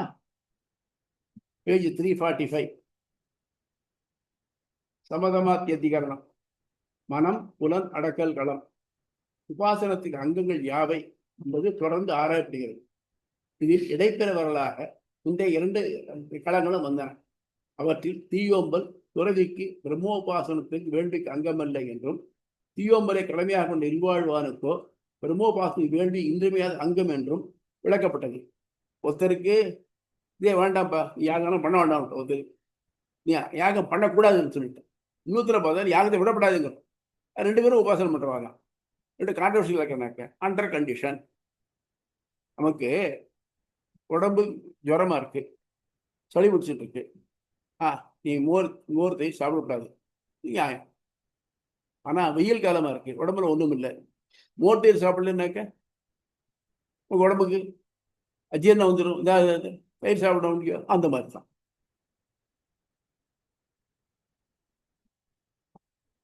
தொடர்ந்து இதில் இல்வாழ்வானுக்கு மனம் புலன் அடங்குகளை பற்றி ஆராய்வதால் இக்களம் மனம் புலன் அடக்கல் களம் சமதமாத்திய அதிகரணம் எனப்படுகிறது.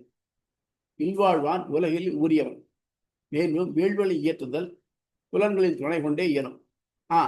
நான் ஒரு யாகம் பண்ணணும்னாக்க என்ன பண்ணணும்? எனக்கு I should be again physically again இந்த தானே முடியும். அது வேள்வி இயற்றுதல் இல்வாழ்வான் உபாசனத்துக்கு அங்கம் என்றால் மனம் புலன் அடக்கங்களும் உபாசனத்துக்கு இன்றியமையாதவை. இவ்விரண்டும் ஒன்றிற்கொண்டு முரண்படுதல் வெளிப்படை. இதை எவ்வாறு ஒருங்கவிடையல்?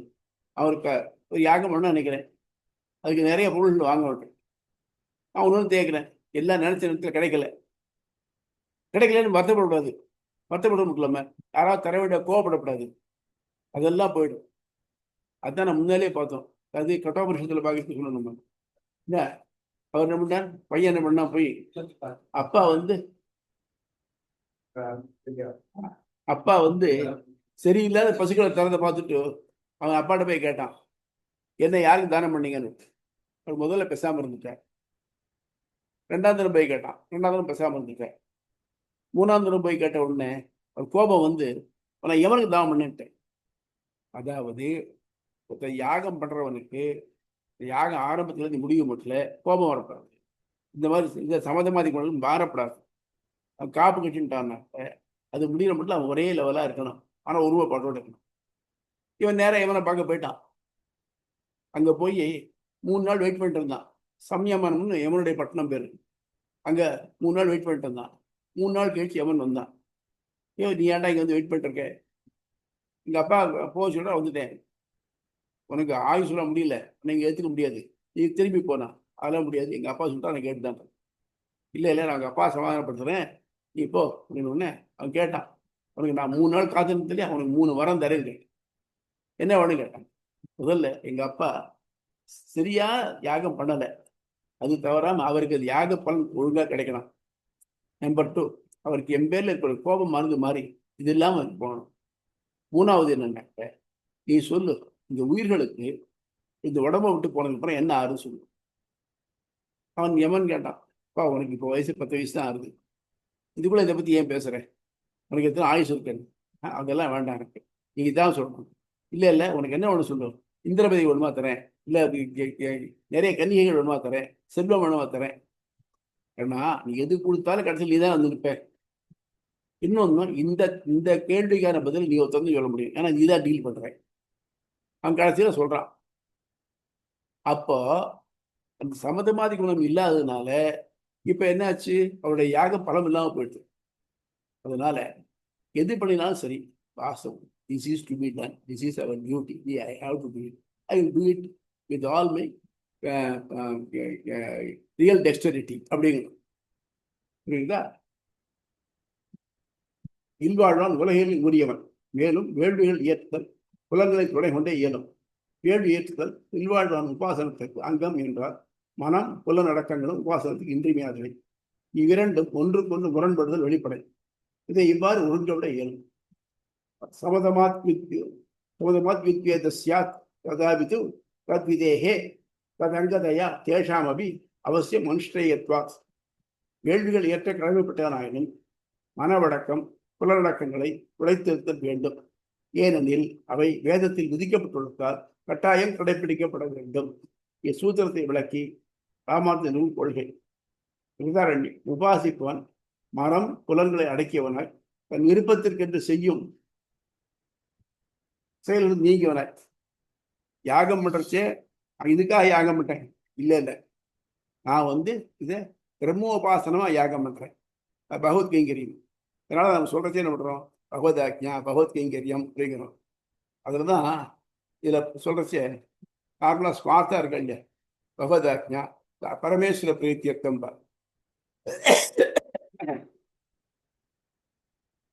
இங்க வைஷ்ணவாலே சில பேர் சொல்றாங்க நாராயண பிரீத்தியர்த்தம். நாங்களாம் அது சொல்றது இல்லை. பகவதாக்ஞா பகவத் கைங்கரியம் அவங்களால விதிக்கப்பட்டிருக்கு, அதை செய்ய வேண்டியது கடமை, நான் செய்யறேன். பிரீதி அடையலாம்னா நான் செய்யற கர்மம் இல்லை அடையலையாங்கிறது அவனுக்கு தான் வெளிச்சம் வருது. நான் இது பண்றதா அவன் பிரீதி அடைவான்னு எதிர்பார்க்கல, ஆறு கோவப்படுவான்னு எதிர்பார்க்கல. என்னை பொறுத்த மட்டும் அவன் சொன்ன வேலை நான் செய்யறேன் அப்படிங்கிறது தான். சகசநாமத்தை கூட பகவத் கைங்கரிகளுக்கும் சகசநாம பாராயணம் விஷயம் தான் சொல்லிக்கணும். அதுதான். அதனால பண்ணின இதுவா இருந்தாலும் சரி பகவத் பகவத் பகவத் கைங்கரியம் அப்படிங்கிற தன் விருப்பத்துக்கு என்று செய்யும் நீங்கியவனாய் பொறுமையுடன் சித்தத்தை ஒருமுகப்படுத்தி தனது ஆத்மாவிலேயே பரமாத்மாவை காண கடவன் என்பதால் புலன்களை அவன் வழி செல்லவிடாது அடக்கி அவற்றை தன் வழி செலுத்த வேண்டும். ஆனால் அங்கமான வேள்வி புலன்களால் செய்யப்பட வேண்டியது இவை ரெண்டும் தனித்தனியாக விதிகளுக்கு உட்பட்டது. ஆகவே வேள்விகள் புலன்களால் செய்யப்படுவை ஆயினும் அவற்றை தனது விருப்பத்துக்களை செய்யாது பரமபுருஷ ஆராதனமாய் அவனது முக மலர்ச்சிக்காக செய்யப்பட்டால் அதுவும் புலனடக்கத்தின் பால் படும். ஆகவே இல்வாழ்வான் உலகில் சுரங்களை செய்தாலும் அவற்றை தன் விருப்பத்திற்கென்றன்றி பரமாத்மாவை ஆராதிக்கிறேன் என்ற ஒரே எண்ணத்துடன் மற்ற விஷயங்களிலிருந்து மனம் புலன்களை அடக்கியும் செயல்பட வேண்டும். புரியுதா?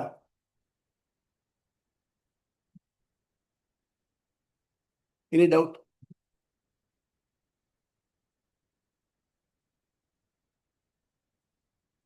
கிளியரா இருக்கு சுவாமி. அதாவது வேற ஒன்றும் இல்லை, சிம்பிள் திங். நம்ம வந்து பெருசா காம்ப்ளெக்ஸா நினைச்சுக்க வேண்டாம். நீங்க உங்க கடமை இந்த உலகத்தில் நீங்க வந்துட்டு கடமையை செய்யறதுக்கு என்னென்ன வேணும்? உங்க குடும்பத்தை நீங்க ஒழுங்கா பார்த்துக்கணும். உங்க தாயை தப்பினாலும் நீங்க உங்க இது தொண்டு செய்யணும். மற்ற பேருக்கு உலகத்துக்குன்னு செய்ய வேண்டியது இருக்கு, நாட்டுக்கு வீட்டுக்கு செய்ய வேண்டியது இருக்கு. இது எல்லாத்தையும் ஒழுங்கா செய்யுங்க. செய்யறதே என்ன மட்டும் நான் செய்யறேன் ஆனா கண்டு செய்யறேன் இன்னும் தர முடியுமா அப்படின்னு அந்த எண்ணால விட்டுட்டு இது செய்ய வேண்டிய கடமை. அந்த கடமையை நான் முழு மனசோட என்னால் முடிஞ்ச அளவுக்கு பெஸ்ட் பாசிபிள் எபிலிட்டி நான் செய்யறேன் அப்படிங்கிற எண்ணத்தோட செஞ்சீங்கன்னாக்க அதுவே உபாசனம். இதுக்கு இன்னொரு வேணும். புரியுதா? புரியுது சுவாமி. சொல்லுங்கம்மா. புரியுது. வேற ஏதாவது டவுட்? நம்ம நினைக்கிறோம் இது பெரிய பெரிய டஃப்பான திங்ஸ் ஒன்றும் இல்லை, இது சிம்பிள் திங் தான். பார்க்கறதுக்கு நமக்கு தெரியும் டஃப்பா இருக்கிற மாதிரி தெரியல, நமக்கு ஒன்றும் இது இல்லை. இல்ல அது செய்யற கடமைகளை வந்து நம்ம அவருக்கே அர்ப்பணம் பண்ணிடுறோம். ஆமா. ஆனா எப்பயுமே உபாசனம்னா எண்ணெய் ஒழுக்கு போல ஆல்வேஸ் அவரையே நினைச்சுக்கிட்டு இருக்கணும் அப்படின்னு சொல்லிதான் நம்ம இது வரைக்கும் பார்த்துட்டு இருந்தோம். ஆமா. அதையும் நம்ம வந்து இதோட கூட நம்ம எப்படியும் நம்ம அர்ப்பணம் பண்ணும்போது அவரை நினைப்போம். ஆமா. மத்த நேரத்துல வேலை செய்யும் போதெல்லாம் மறந்துடுவோம். சரி, அதெல்லாம் பழகிக்கணும். அதான் அந்த மாதிரி மறக்காம அப்பவுமே அவன் நினைச்சுட்டு இருக்கணும். நான் டிவி பாக்குறாரு கூட அவனுக்காக பாக்குறேன்னு பார்க்கணும். இந்த மாதிரி நம்ம எல்லா செயலையும் அவனுக்குன்னு ஒப்பு கொடுத்த சரணாகதிக்கு அதான் சொல்றான். என்னால எனக்குன்னு எதுவும் செய்ய முடியாது, நீ தான் என்ன செய்ய வைக்கணும் அப்படின்னாக்க அப்போ எந்த செயல் அவன் தானே செய்யறான். அவன் செய்யறான் அப்படிங்கிற எண்ணம் நம்ம மனசுல நிலையா இருந்ததுதானாக்க அது இன்னொன்னு எல்லாம் நம்ம நினைச்ச மாதிரி நடக்காது. சிலது லேட் ஆகும், சிலதுக்கு நம்ம நினைச்ச மாதிரி வராது. என்ன வரும்? நமக்கு உடனே கோபம் வரும், பொறுமையின்மை வரும். இதெல்லாத்தையும் விட்டுடணும். நடக்காது, இதுதான் நடக்கிறது தான் நடக்கும். அதுக்காக நிறைய பேர் அப்படிதான் நடக்கும். அதனால சொல்றேன், எது நடந்தாலும் அது நல்லதே நடக்கு இல்லையா, அந்த எண்ணம் அதான் டெவலப் பண்ணிக்கணும். எது நடந்தாலும் அது நல்லதே அப்படிங்கிற எண்ணத்தை இதுனாக்க நமக்கு ஈஸியா கொஞ்சம் சிரமம் தான் முதல்ல. ஆனா போக போக all right, if it is not there what will happen, அதிகல அப்படிங்கிற அந்த எண்ணத்தை டெவலப் பண்ணுறது சரியா.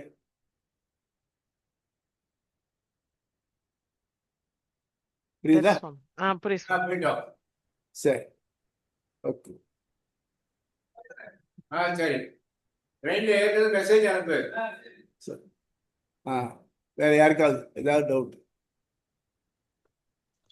சுவாமி, இந்த சரணாகதியில நம்ம சொல்றோம் இல்லையா, அதுல வந்து இப்போ நம்ம பேசணும் அந்த பகவத் ஆக்ஞை, அதுதான் நம்ம வந்து அவனுடைய கைங்கரியம் அப்படின்ற மாதிரி அவனுக்காக செய்யறோம். அவனுடைய கைங்கரியம்ன்றதுல வந்து சரணாகதியில வந்து ஒரு இதா போயிடுது. ராமன் தான் பண்ணி கொடுத்துருக்கிறாரு. ஆனா ஆமா அதோட இந்த சிந்தனையோட ஒரு எக்ஸ்ட்ரீம் எண்டா தான் நம்ம வந்து எனக்கு எனக்கு மோட்சம் கூட வேண்டான்ற ஒரு இடத்துக்கு கொண்டு போய் நிறுத்துறது ஆமா இல்லையா? ஆமா. குலசேகர இதோட ஆழ்வார் ஒரு ஆழ்வார் கேள்விப்பட்டிருக்கீங்களா? யார் சுவாமி? குலசேகர ஆழ்வார்னுட்டு. ஆமா, ராஜா. ராஜா இருந்தவர். அவர் சொல்றார், அவருக்கு முகுந்த மாதிரி ஒரு ஒரு அற்புதமான இது பண்ணியிருக்கார், நூல் பண்ணியிருக்கார். அதுல சொல்றார், நீ என்னவா திவி வா புவி வா நரகோவா, இது பூமியில வெயி இல்ல வானத்துல வெயி இது நரகத்துல போடு, எங்க வேணா போடுப்பா, இது நான் கவலை பண்ணு. ஆனா எனக்கு என்ன பண்ணணும்னாக்க உன் நினைவு மாறாம சிந்தையாமி ஹரிமேவ சந்ததம், உன் நினைவு எனக்கு மாறாம இருக்கணும் எப்பவுமே. அதனால நீ எங்க வந்து என் நரகத்துல விட நான் பண்ண பாவத்துக்கு நரகம் தான் கிடைக்கும், எனக்கு வாஸ்தவம் தான் கிடைக்கட்டும். ஆனா நீ என்ன மாதிரி இருக்க, அதைத்தான் ஆண்டாளும் சொல்றான். எப்படி ஆண்டாளும் அதான் சொல்றான், எப்படி எற்றைக்கும் எற்றைக்கும் ஏழை விரைவிக்கும் உந்தனோடு உற்றுவமேயாவும் உனக்கே நாம் ஆட்சியும். ஆண்டவனுக்கு மோட்டம் தானே கேட்க வேண்டியதானே, ஏழை பிரிவும் கேட்க இல்லையா? என்ன அர்த்தம்? நாக்க எத்தனை நாளா ஆட்டு போட்டோம், ஆனால் உன் நினைவு மாறாமதுனாக்க எனக்கு வேற ஒன்றும் வேண்டாம். எங்க அவன் இருக்கிறான் அதுதானே வைகுண்டம், அங்க போய் உட்காந்து உண்டா? இதே குலசாரர் சொல்றார், படியாய் கிடந்து உன் பவளவாய் காண்பேனே. அதாவது மனுஷன் வந்து சேதனம் அறிவுள்ளவர், படி அச்சேதனம் அறிவு கிடையாது. ஸோ இந்த ஹையர் ஸ்டேஜ்ல இருந்து லோயர் ஸ்டேஜுக்கு நான் என்ன டீப்ரமோட் பண்ணிடுவோம், பரவாயில்ல இதோ ஐ டோன்ட் மைண்ட் போயிடுறேன். ஆனால் என்ன பண்ணணும், அங்க இருந்தாலும் பவளவாய் காண்பேனே. இங்க படினால பார்க்க முடியுமா? ஆனால் உன்னுடைய பவளவாயை அனுபவிக்கும் ஆனந்தம் எனக்கு வேணும். அதை தவிர்த்து மற்ற எந்த ஒரு செயலும் எனக்கு கிடையாது, அது இருந்தா போதும். அந்த மாதிரியான எண்ணம் நமக்கு டெவலப் பண்ணும்.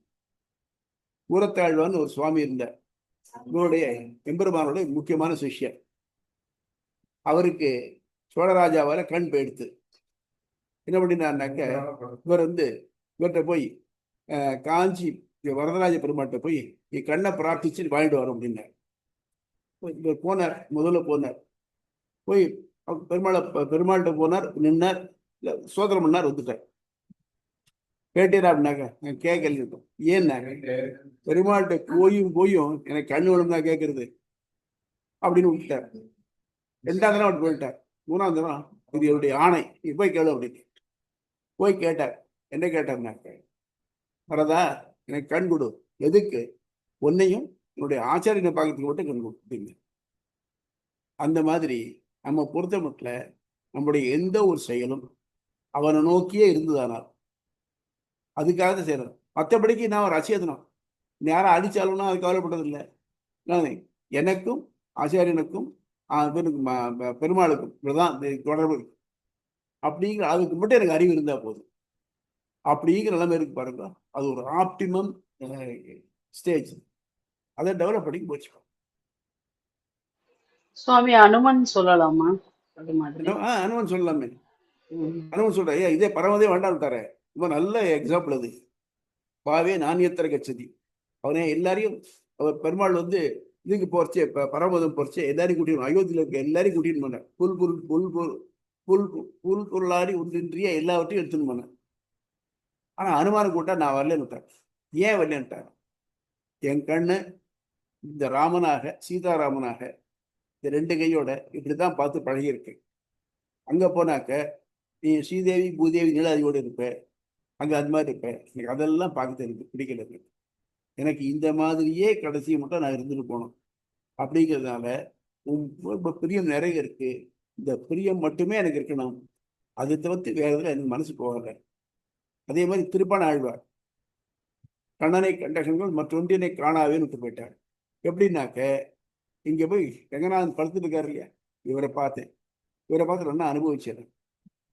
ஆனா இதை விட்டு பரவாயில்லைன்னா அது வேண்டாம், அது ரசிக்கல எனக்கு, இந்த ரங்கநாதன் போறதை அப்படிங்கிற அளவுக்கு ஒரு ஊற்றமோட இருக்க. அந்த மாதிரி நமக்கு அவன் பேர்ல அந்த மாதிரியான ஒரு பிரேமமானது ஒரு ஆசையானது இருக்குமானால் நமக்கு மொத்தம் தானா சால்வா, வேற ஒண்ணு. சுவாமி இன்னும் ஒரு சந்தேகம். சொல்லுங்க. இப்போ இதுக்கு முன்னாடி சில அதிகரணங்கள் பார்க்கும்போது நம்ம பார்த்தோம் இல்லையா, அதாவது பரமாத்மாவை வந்து உருவகப்படுத்தும் போது தலையா மட்டும் நீ பண்ணக்கூடாது, அவனுடைய கண்களை மட்டும் பண்ணக்கூடாது, ஒட்டுமொத்தமா பண்ணாதான் அந்த பரமாத்மாவை நீங்க உபாசனை பண்ணதுக்குரிய பலன் கிடைக்கும். இல்லைன்னா அதுக்கு என்ன பலனோ அதுதான் கிடைக்கும் அப்படிங்கிற மாதிரி சில முந்தைய அதிகரணங்கள்ல பார்த்தோம். இப்போ இங்க வந்து பரமாத்மாவுக்கான ஒரு அர்ச்சை ரூபமாகவோ அல்லது வந்து ஒரு அவங்க எடுத்துட்டு வந்த அவதாரங்களாகத்தான் இவங்க வராங்க. இவங்க மேல ஏன் இவங்களுக்கு இவ்வளவு ஒரு ஒரு தீவிரமான ஒரு இதுக்கு போறாங்க? அதுவும் வந்து ஒரு மாதிரி குறைஞ்ச மாதிரி இருக்கு இல்லையா? பரமாத்மா முழுமையா பார்க்காத மாதிரி ஆயிடுது இல்லையா? அதாவது கம்பராமத்தில் ஒரு பகுதி, தோல் கண்டார் தோளே கண்டார் தொடுகள் கமலம் பண்ண தாழ் கண்டார் தாழ் கண்டார் புரிய ஆரம்பிச்சு உள்கண்ட உருவத்தை நான் உருவத்தை முடிய கண்டார். இது பிரளய காலத்துல பெருமாள் இந்த விஸ்வரூபம் எடுத்துட்டு இருக்கானே, அதை நம்மளால முழுமையா பார்க்க முடியுமா? அர்ஜுனன் விஸ்வரூபம் பார்க்கச்சே கூட என்ன பண்றான், போர்ஷனா தான் பார்க்கறான். எல்லாத்தையும் பார்த்துட்டு எனக்கு பயமா இருக்குங்கிறான். அந்த மாதிரி இருந்துச்சு, நம்மளால முழுக்க பார்க்க முடியாது. சரி, என்ன பண்றோம், அதை வந்து ஒரு ஜிஸ்ட் பண்ணி இதை வச்சு நம்ம பார்க்கணும். இங்க ரிஃப்ளெக்ஷன் டெலஸ்கோப் கேள்விப்பட்டிருக்கீங்களா?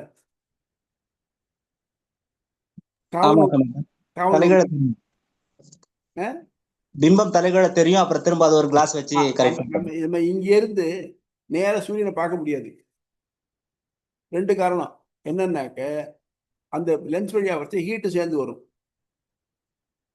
எப்படி நம்ம சாதாரண ஒரு லென்ஸை காமிச்சு ஒரு பேப்பரை கொளுத்தி விடுறோம் இல்லையா, அந்த மாதிரி ஆயிடும். அது மட்டும் இல்லாம நம்ம பார்க்கறது கண்ணு, இந்த கண்ணுக்கு லாயக்கப்படாது. அதுக்காக என்ன பண்றாங்க, அது ஒரு கண்ணாடியில் ரிஃப்ளெக்ட் பண்ணி அதனுடைய பிம்பத்தை அதை ஆராயிறாங்க. அப்ப என்ன ஆகும், அந்த ஹீட் போல போய்டுறது, நம்ம இது பார்க்க சௌரியமா இருக்கு. அது மாதிரி நம்ம முழுக்க பிம்பத்தை பார்க்க முடியாது. அதுக்கு பதிலாக என்ன பண்றோம், அதை என்னுடைய ரெஃபரன்சிட்டி அதை ஒன்று வச்சுக்கிறோம். இதை பார்த்து இதுலேருந்து அதுக்கு போடணும். நீங்க இது படிச்சிருப்பீங்களே, இதுல என்னது ஹைட்ராலிக்ஸ் படிக்கிறச்சே ஒரு இருந்தாலும் ஒரு மாடல் படிக்குவாங்க இல்லையா, ஒரு டேம் கட்டுறதுனா ஒரு மாடல் படிக்குவாங்க இல்லையா, புரோட்டோடைப். எஸ், புரோட்டோடைப் பண்றோம் இல்லையா. புரோட்டோடைப் பண்ணிட்டாக்க அப்புறம் இதுக்கு ஏற்ற மாதிரி மற்ற ஆக்சுவல் இதில் வரிசை வரும் இல்லையா, அந்த மாதிரி பண்ணிக்கலாம். அதனால நமக்கு புரோட்டோடைப் படிக்கலாம். நிச்சயமா நமக்கு எல்லாருக்கும் தெரியும், நமக்கு நம்ம எந்த ஒரு பிம்பத்தை பார்க்குறோமோ அந்த பிம்பம் பரமாத்மா இல்லைன்னு தெரியும். ஆனால் இல்லை, நம்ம என்னால் பரமாத்மா பார்க்க முடியாது, அதுக்கு பதிலாக நான் இவரை பார்க்குறேன், இவர் தான் பரமாத்மா. அந்த நம்பிக்கை, இந்த நம்பிக்கையோட பார்த்தாக்க இது பரமாத்மா தான், வேற ஒன்றும் இல்லை. சுவாமி, உங்கள் தாத்தாவுக்கு தாத்தான்னு ஒருத்தர் இருந்தான்னு வச்சுக்கோ, அவருடைய ஃபோட்டோ வந்து வீட்டில் மாட்டிருக்கீங்க. நான் வந்து இது என்னன்னு கேட்குறேன், நீங்க என்ன சொல்லுவீங்க?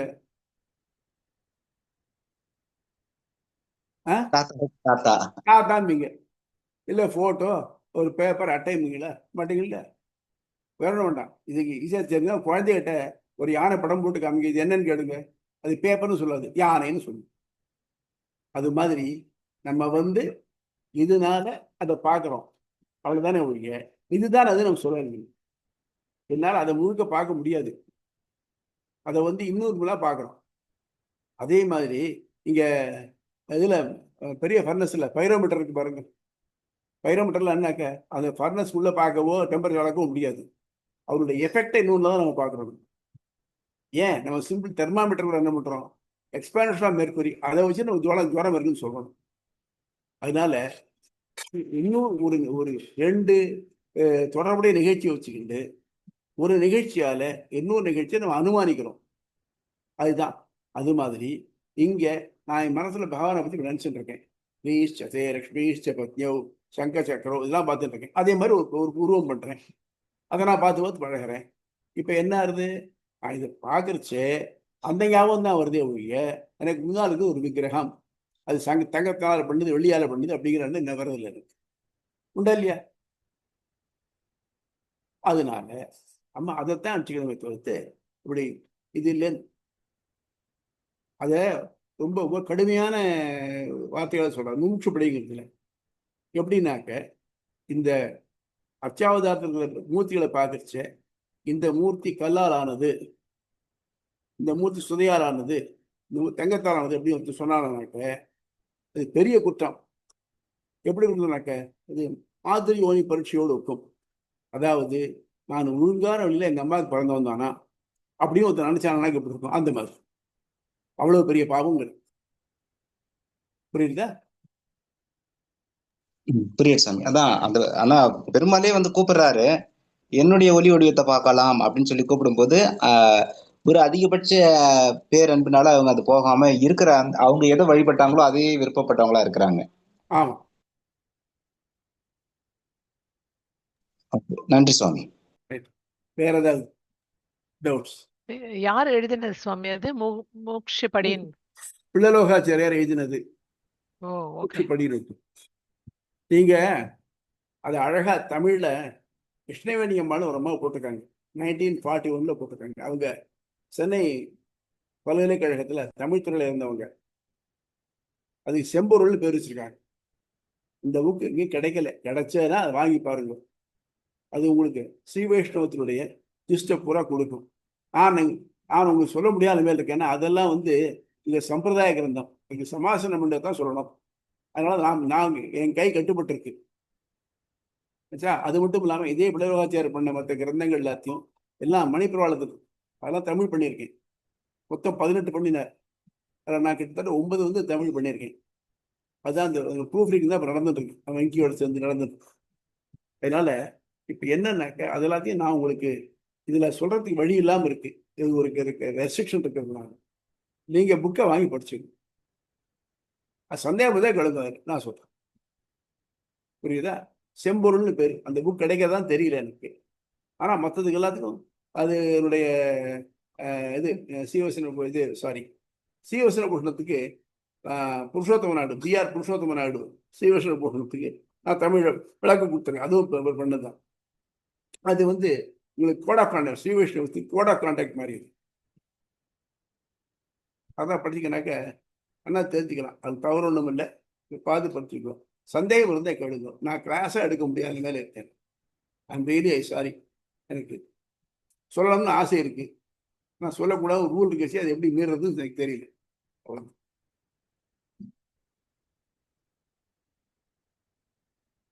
சரியா? புருஷோத்தம நாயுடு எழுதின புஸ்தகம் பேர் என்ன சொன்னீங்க?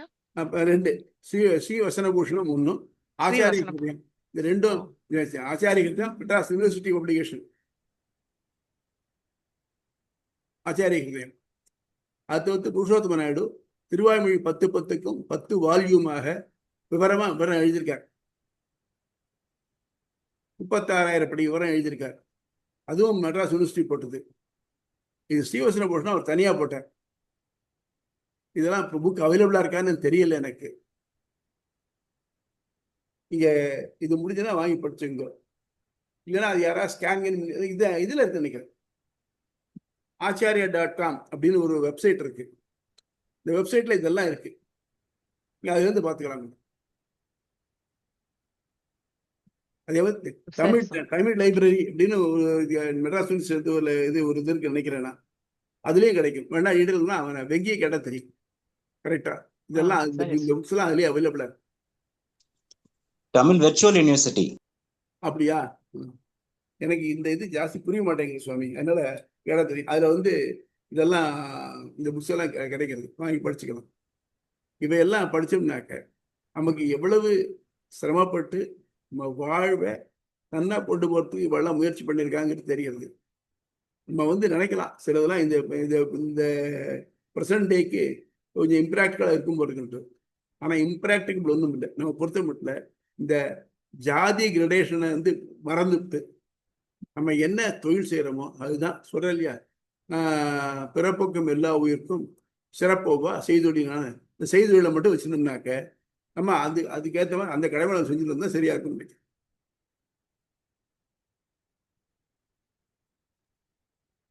நன்றி சுவாமி, சூப்பரா கரெக்டா சொன்னீங்க. கரெக்டா சொன்னீங்க சுவாமி. ஏன்னா இப்ப அவங்கவுங்க செய்யற தொழில் தான் தெய்வம், வேற வழி கிடையாது. வேற வழி கிடையாது. சொன்னபடி இதுல சொன்னபடி யாருமே செய்ய முடியாது. அந்த யாகம் யஜ்யம் அது இது. இப்ப இந்த பொறுத்த மட்டும் ஒருத்தனும் பிராமணனும் இல்லை, ஒருத்தனும் பஞ்சமனும் இல்லை. எல்லாரும் செட்டியார வயசு இருந்தா பணத்துக்காக தான் எல்லாரும் ஓடுறோம். ஒவ்வொரு நிமிஷமும் பணம் பணம்ங்கிறத தான் பண்றோம். ஒன்றும் உண்மையான தேவை இல்லைன்னாக்க வர்ச்சுவலான தேவை, போட்டி, இதனால பண்றோம். அவர் ஒரு கார் வாங்கியாச்சுன்னா அதோட பெரிய கார் நான் வாங்கணும் அப்படிங்கிற அந்த எண்ணம் நம்ம நிறைய இருக்கு நம்மகிட்ட. இந்த திருப்திப்படுறதுங்கிற எண்ணம் ரொம்ப குறைஞ்சி போச்சு.